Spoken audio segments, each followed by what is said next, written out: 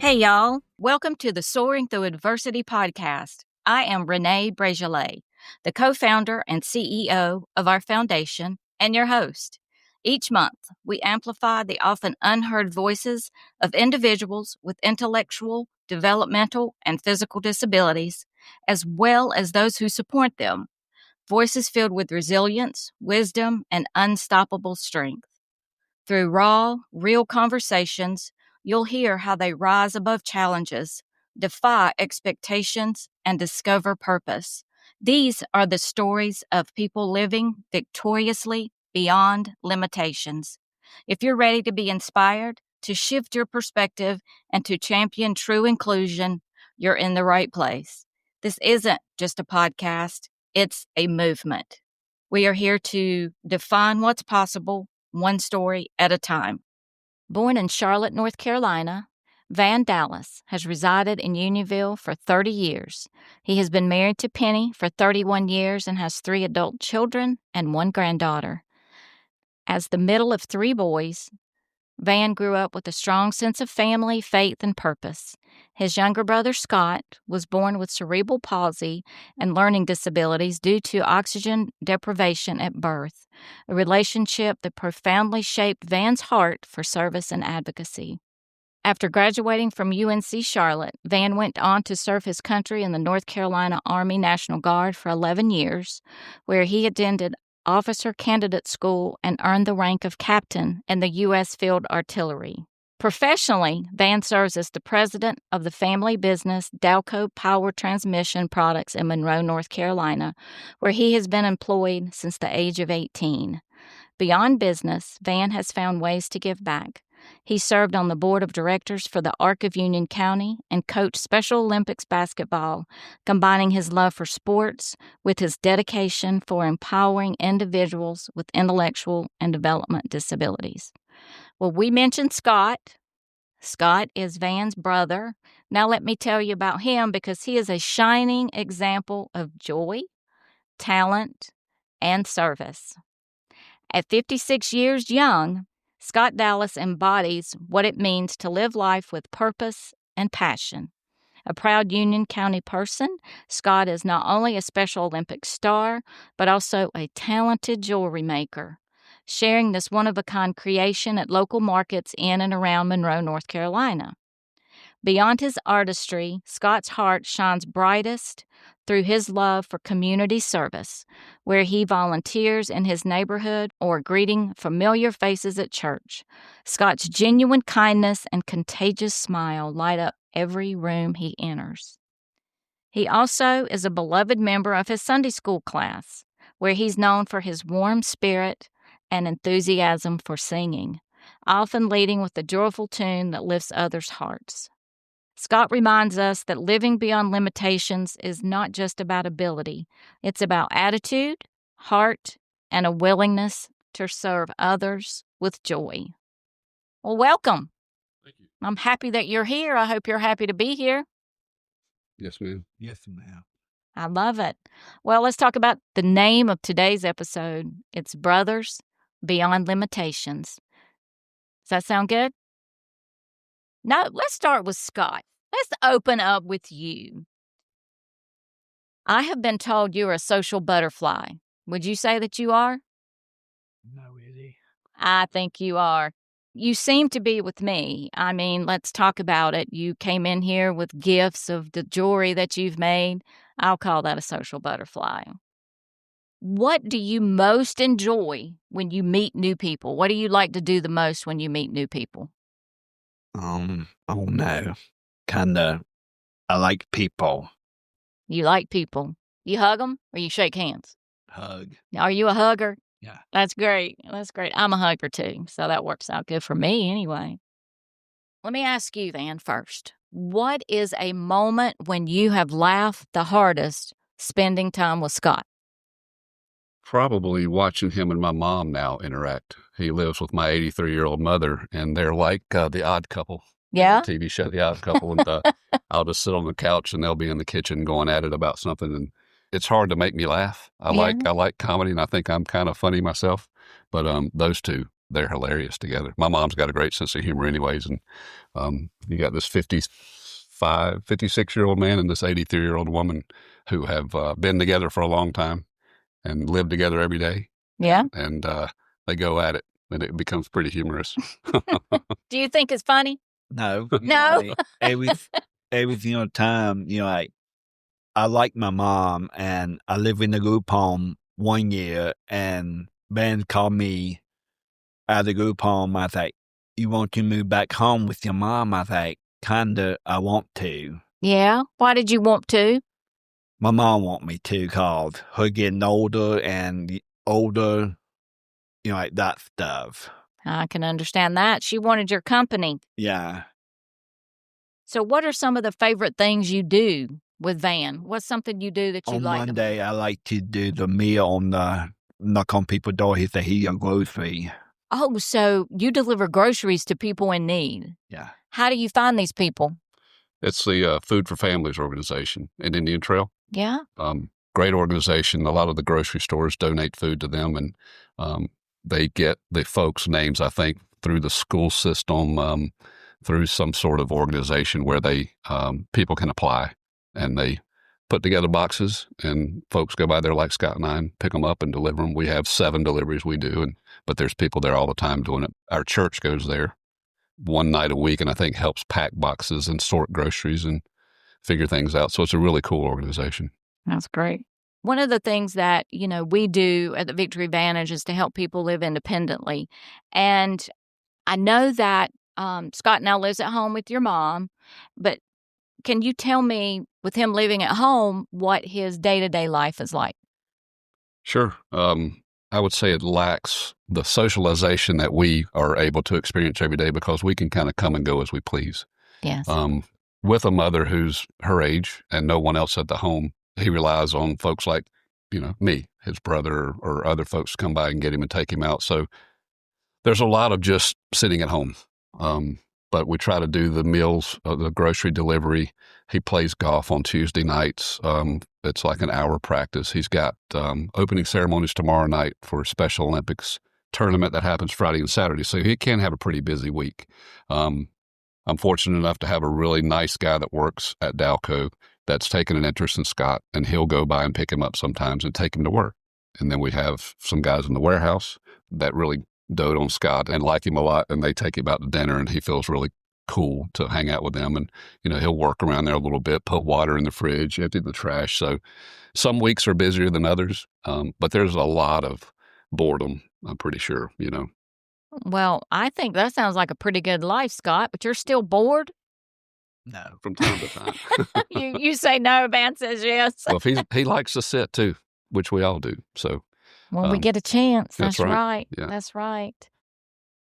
Well, let me ask you this, Scott. What does a great day look like for you? He just mentioned all the different things you like to do. Which one is the greatest day for you? I like to be happy and kind of laugh. You like to laugh. So what makes you laugh about Vann?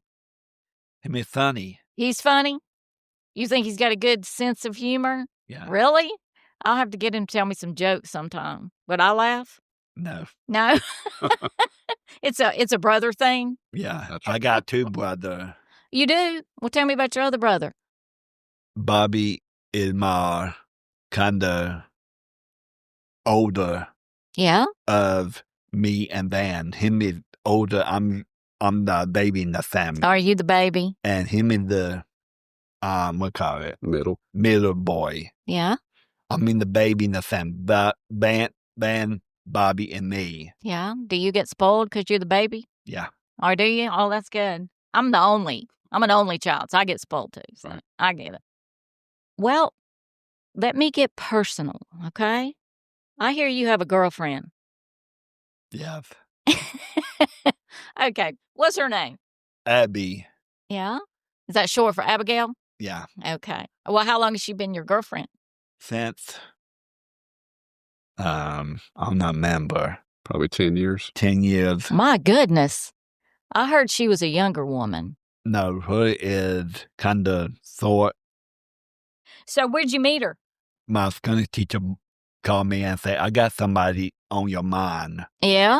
And her called me and say, I got Abby want to meet you and kind of I want to be boyfriend, girlfriend. Yeah? Do y'all date? Yeah. Yeah, where you go? Everywhere. Okay. Who takes you?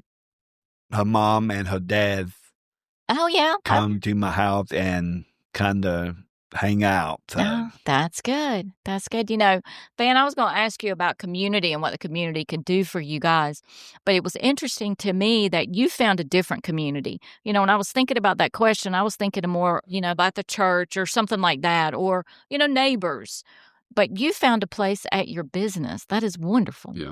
That is a very unique situation that maybe some other business owners would consider, you know, opening up their doors. I know that with our nonprofit, that's one of the things that I think keeps people viable is having a purpose, getting out of bed. And it seems like, Scott, you have a very fulfilled life, but so many don't.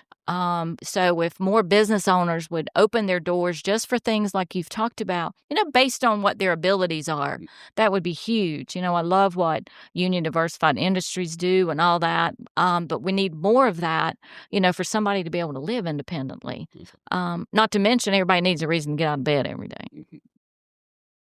Let's talk about the jewelry. We mentioned it earlier. What made you want to start making jewelry? My cousin lived in Hunterfield, and her asked me about it, and her was like, you need to do that, and kind of I saw her make some. My cousin lived in Hunterfield, and kind of her told me about it, and her was like, you need to do it, and... Is she the one that taught you? Yeah. How long did it take you to learn? Not too long. Yeah? So you make earrings, and I see the beautiful necklace you have on. I wish our listeners could see it. And a bracelet. Yeah. They look Christmassy to me. Yeah. I love it. And we just got through with Christmas, so that was a beautiful time to wear it. You see both sides. He mentioned that he was in a group home. Wasn't it longer than that, though? Probably, I asked my mom this the other day, and it seems like it was around 15 years or so. Yeah. Yeah, it could have been a little bit different. And you use the word more institutionalized. With Victory Advantage, that's our long-term goal, is to provide housing for people with special needs. So what you can tell me about what you experienced there will help me do better with what I'm trying to do down the road with the foundation. So there's a couple of houses side by side. One was for females and one was for males. And in both homes, I'm more familiar with the male home, obviously. There's a wide range of varying disabilities, from almost no function at all and just kind of sit there to Scott. You know, Scott's a social butterfly. We've talked about that. He makes jewelry. He loves meeting people. He loves interacting with people. But some of the folks that live there didn't have that same ability, or you know, they just weren't born with that. So they kind of all went together. They moved as a group to whatever activity they were doing. They did a lot of stuff. The van would take them to bowling or out to eat or shopping or whatever. But Scott kind of knew that he wasn't, and I don't want to be politically correct here, but Scott kind of knew that he was different. Yeah. You know, and he had other needs that some of the other folks that lived there kind of didn't. like when someone's in school, they can do more than another student. Right. And so they adjust accordingly. Right. That's kind of what you're talking about. They weren't able to do. Yeah, but in this setting, without the awareness and the advocating for these guys, and some of them can advocate for themselves, they are just lumped together as people with disabilities or people with developmental disabilities, and they're not challenged to their strengths or weaknesses. Yes. Individualized. Okay. And no independence. It's a military type. You know, you eat when everybody eats. You go to bed when everybody goes to bed. You watch TV. So there wasn't a lot of freedom and independence there, and it was more like there's good things about those homes. Yeah. Don't get me wrong. And it's came a long way since we were younger. You know, they weren't around. And the institution that I mentioned was where people went. And so I'm thankful that there's homes are there, but it's not for Scott. You know, and that's what I was going to say. It depends on the individual, and that's what we need to do is look at people with special needs for what their needs may be, right? So that they can get the most out of life. And if they have the capabilities to live independently, even if it's somewhat, they have that choice, just like you and I do. It's been interesting to me to learn what happens in this disability community that works well and then what doesn't, so that we can improve things as people's lives change. Right. And, we're talking about for our community, people 21 and older, so that they can work. We can provide transportation. There's an opportunity for them to live independently, but still have outside help if Right. that's what they need. And it be individualized for them. So thank you for sharing that, because I just want to put the best model forward that we can. And I'm sure we're going to make mistakes and not get it right. But, the more we learn from the community, the better off we're going to be. So you sing. What do you like to sing? I got a song I like to sing on the cloth. Yeah? And I like to sing that at my aunt's church. And me and her sing it together all the time. And, I go to other churches and sing. Mm-hmm. Do you just sing when you're in the house? No, you just sing at church. Okay.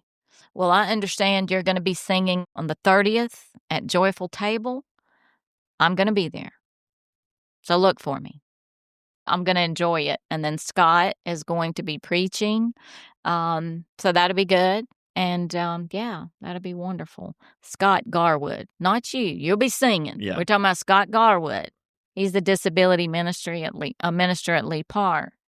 If you could pick one of the things you like to do, which one would you do every single day? I'm the cheerleader. I do cheerleader every year. For Special Olympics? Yeah. And so cheerleading is your favorite? Yeah, and I won gold medal last year at the cheering. Oh, that's great. So. That's great. And you've got something coming up on... the golf tournament's this weekend. Yeah? So another opportunity for more medals. Yeah. But do you like golf? He's iffy on that, guys. Yeah. I told Vann one time I want to play Olympic basketball in the Olympics. Oh, really? Have you played basketball before? Used to, back when you were a lot younger. Yeah, younger. Yeah. What else? Have you tried anything else with Special Olympics? Golf and cheering and bowling and, like that stuff. I did an interview with the ladies from Special Olympics, and one of the things that I understood and I learned about during that session was bocce ball. I didn't know anything about it. I asked what it looked like, but that seems to be something that's really growing with Special Olympics. But I just love that group of people and what they're about and what they do. It's amazing. Well, there's a lot of great community support out there. I was looking at the schedule today of the golf thing, and it's not just golf. There's bocce on there. There's soccer. There's something else. There's dance competition, and it's all over the city. UNC Charlotte's providing athletic fields for soccer. Charles T. Myers golf course is where Scott's going to be competing. I don't remember all the others. So there is a lot of good folks out there that will donate their time and facilities to this organization. I love it. Yeah. I see that you also like to dance. Is that true? Sometime. What kind of music do you like to dance to? I don't remember. You don't remember? So you just dance when the feeling hits you? Yeah. You dance with Abby? Yeah, sometime. Do you? Her told me once. I went to the dance on Saturday with her and the church, and I was like, honey, I'm tired. My foot hurting. Okay. I'm sure she's probably heard that before. Have you said that to her before? What? Probably. Yeah. Yeah. The Soaring Through Adversity podcast is presented by Victory in Time. Victory in Time's mission is to help executives, leaders, and business owners excel in their faith, lives, and work.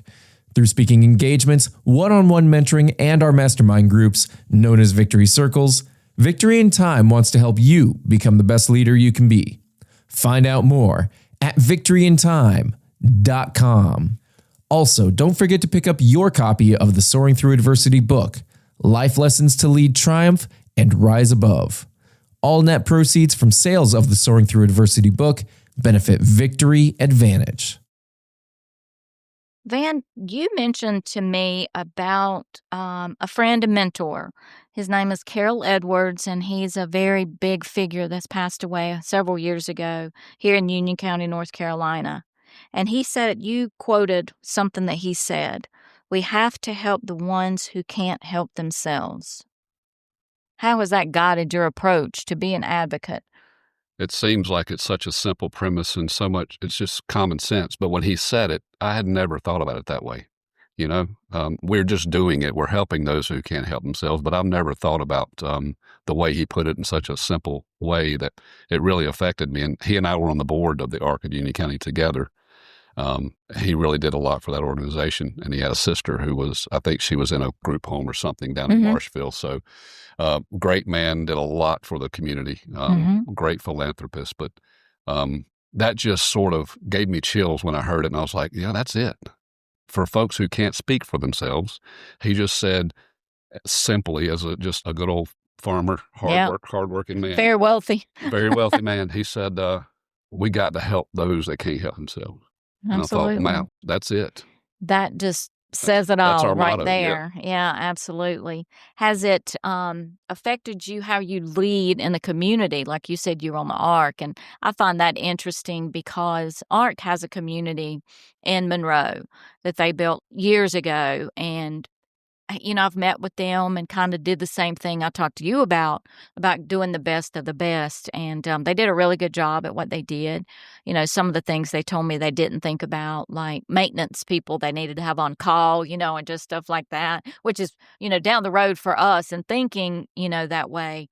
But I'm hoping that with us being a private foundation that we can move a little quicker than what a government agency does. And that's kind of our premise. It's like, if Scott needed something and it was through the government, it's going to take 3 months to get it, then we can bridge the gap in the beginning of that time frame to get him or someone like him what they need to bridge the gap. Or they apply for something from the government and they get some, but they don't get it all, then we're there on the back end to help bridge the gap there. Right. So it's helpful to have this community. And when you were on the ARC, I'm sure they taught you so many things. Oh, yeah. It's eye-opening. And you're with some of the smartest people. And to be on a board like that or to work with an organization like that or to volunteer with it, you have to care and you have to be a good person. Yes. But they, I've looked at your board and you've got some really stellar people on there that I know well. Yeah.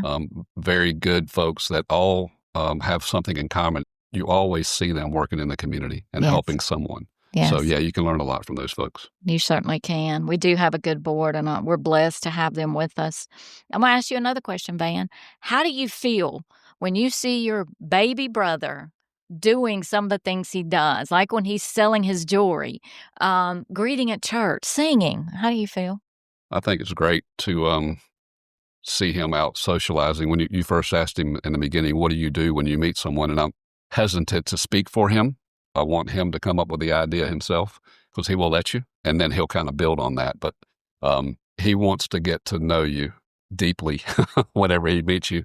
I'm envious of his social butterfly status. Yes. Everybody flocks to Scott, When you came in, I said, Vann, when you and Scott come in, you're invisible. Yeah, I stood in the corner and watched you guys talk.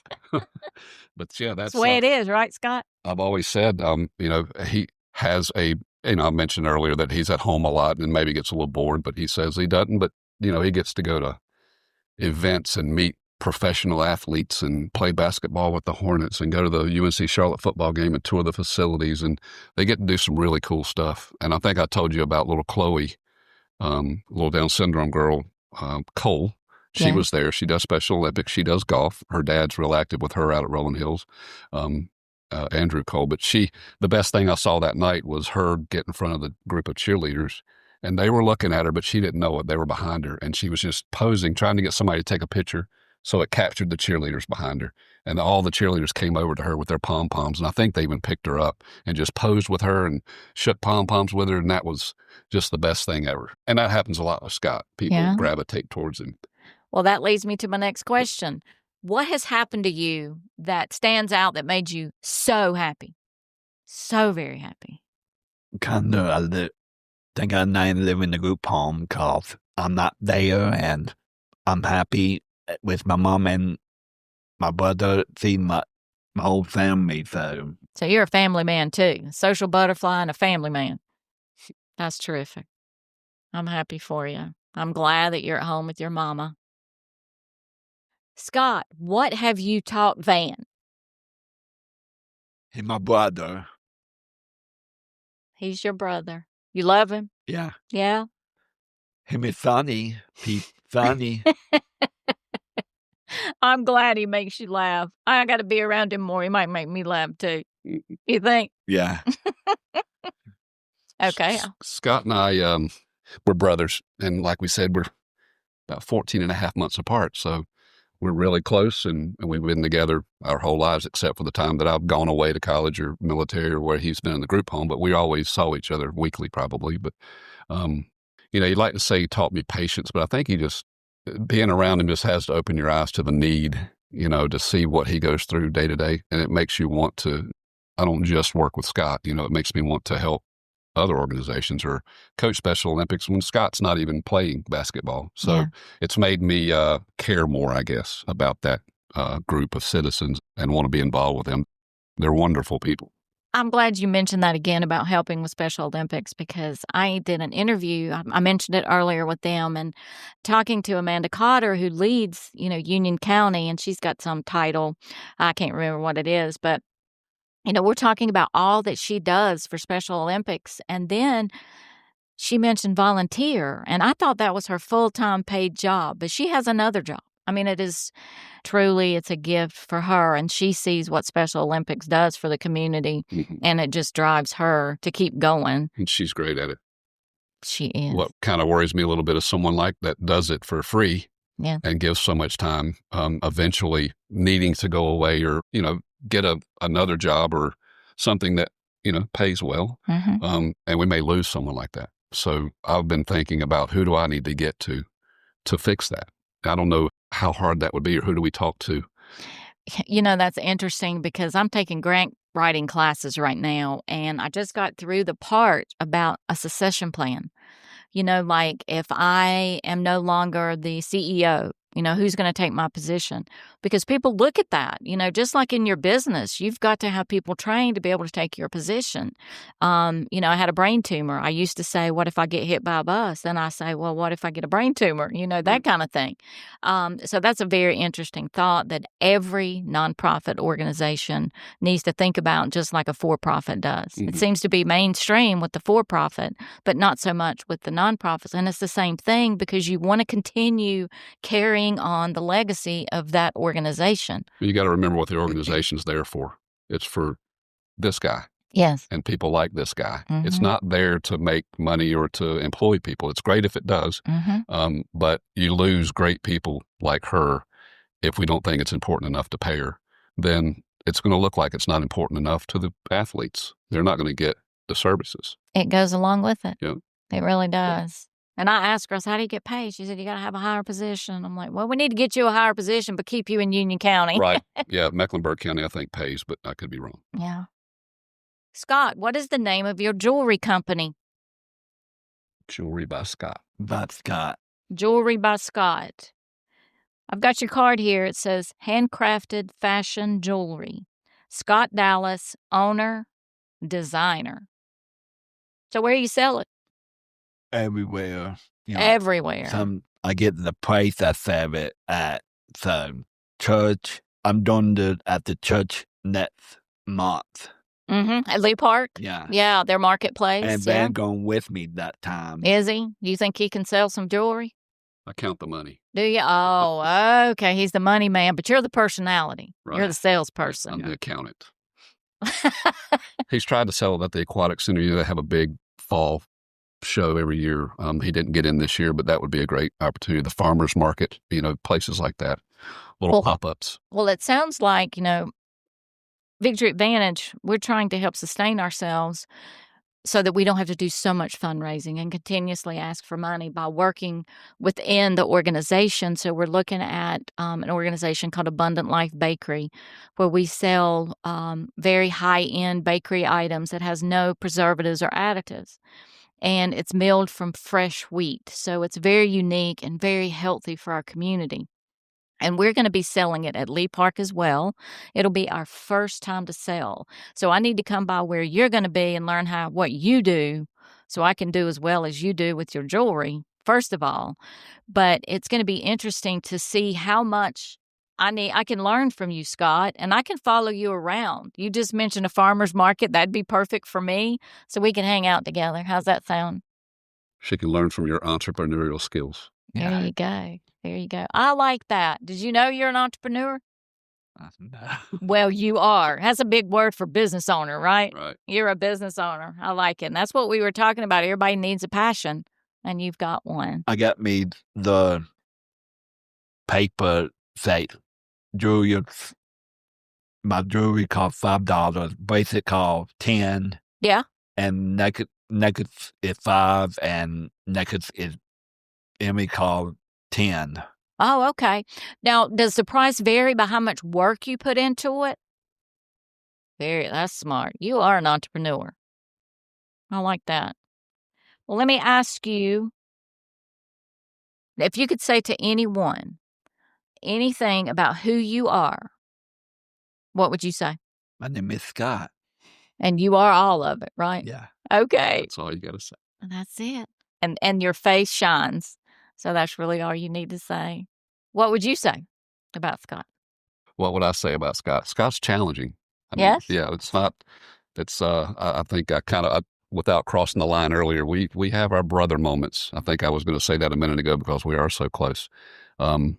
He knows what he wants. He's not going to take it. You know what I mean? He's not just going to go with the flow and be a second-class citizen. He knows what he wants, and he knows what's right and what's wrong. So he can advocate for himself, which is great. Not everybody can. So that's what I would say about him. He's strong-willed. That's great. That's what's made him who he is. That's right. He doesn't give up. Right. He That's doesn't exactly give up. right. Where do you draw your greatest strength? What makes you strong? I don't know. You don't know. How about going to church? I like greet and I like to talk to people. There you go. So you draw strength from that. Sounds like people in general makes you strong. Yeah. I like that. Friends and family. Yeah. Mm-hmm. Being in a group. That's happy. That's happiness right there. Where do you draw your greatest strength, Vann? From my family. Yes. Yeah. They kind of give you a reason to keep going, right? Why do we do what we do every day? Why do we get out of the house? Why do we go out and do things that we don't love to do? That's true. It's from your family. They spur you on. That's true. Thank you for joining us for the Soaring Through Adversity podcast. New episodes are released on the first of every month. To learn more about our mission and passion, visit thevictoryadvantage.org. That is THE, victoryadvantage.org. There you'll find ways to get involved as a volunteer, donate, or apply for funding that supports individuals with IDD or physical disabilities in Union County, North Carolina, and the greater Charlotte, North Carolina metro area. You will also find a podcast tab on our website where you can click on the link to our YouTube channel. And I hope while you're there, you will subscribe. Additionally, you can see links that take you directly to our podcast on Apple and Spotify. We are also active on all social media platforms. Thank you again for tuning in and for your incredible support. We couldn't have made this impact without you. And remember, faith first, not last, will lead to living victoriously beyond limitations. Until next time, keep soaring.